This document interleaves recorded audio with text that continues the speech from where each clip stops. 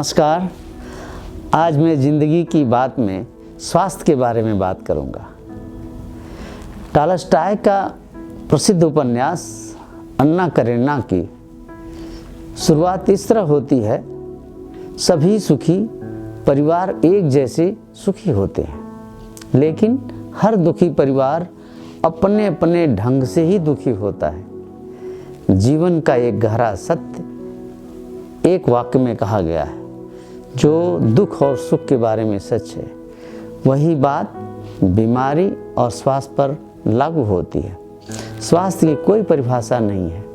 डॉक्टरों से पूछे तो कहेंगे जिसे कोई बीमारी नहीं है वह स्वस्थ है। सारे शास्त्र बीमारियों के विवरणों से भरे पड़े हैं। स्वास्थ्य के ऊपर कोई शास्त्र नहीं।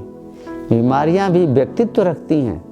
हर आदमी एक सा बीमार नहीं हो सकता, क्योंकि बीमारी भी बीमार के जीने का एक ढंग है।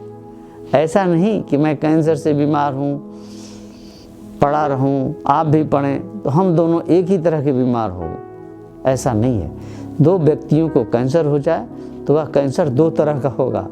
मेडिसिन यानी औषधि और मेडिटेशन यानी ध्यान, दोनों शब्द एक ही धातु से बने हैं। औषधि शास्त्र मनुष्य को ऊपर से स्वस्थ करने की चेष्टा करता है, ध्यान मनुष्य को भीतर से स्वस्थ करने की चेष्टा करता है।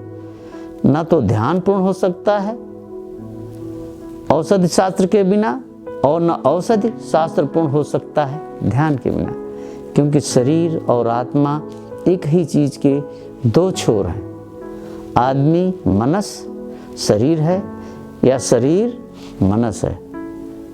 दार्शनिक ओशो की दृष्टि में आत्मा का जो हिस्सा हमारी इंद्रियों की पकड़ में आ जाता है उसका नाम शरीर है, और आत्मा का जो हिस्सा इंद्रियों की पकड़ के बाहर रह जाता है उसका नाम आत्मा है। इसीलिए बीमारी मिटाने पर ज़्यादा ध्यान देने की बजाय स्वास्थ्य रक्षण करने पर अधिक ध्यान दिया जाए तो अच्छा होगा। इस दुनिया में झूठ का जाल फैला हुआ है। झूठ बोलने के कई कारण हैं। ये हमेशा उकसाते रहते हैं। हमें चाहिए कि झूठ न बोलने की जगह सच बोलने का प्रण लें, लेकिन ऐसा नहीं है। यह वैसा ही है जैसा हमें दवाई से बचने की जगह स्वस्थ रहने के बारे में सोचना चाहिए।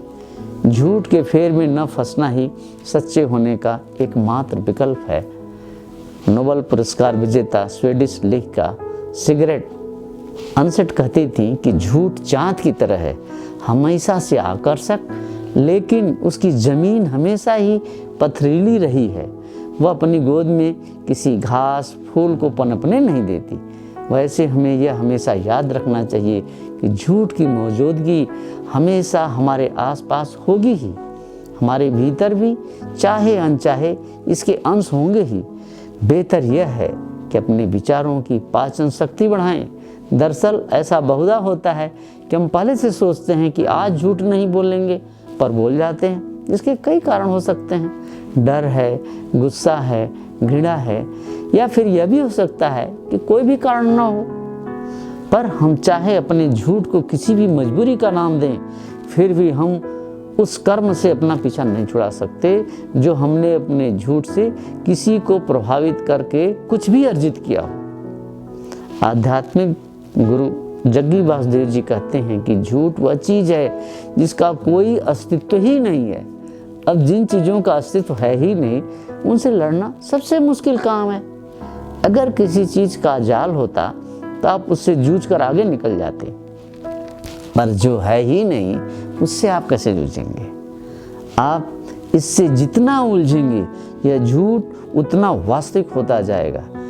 इससे बेहतर है कि हमेशा सच के साथ ही रहा जाए, ताकि जिंदगी खुशहाल रहे।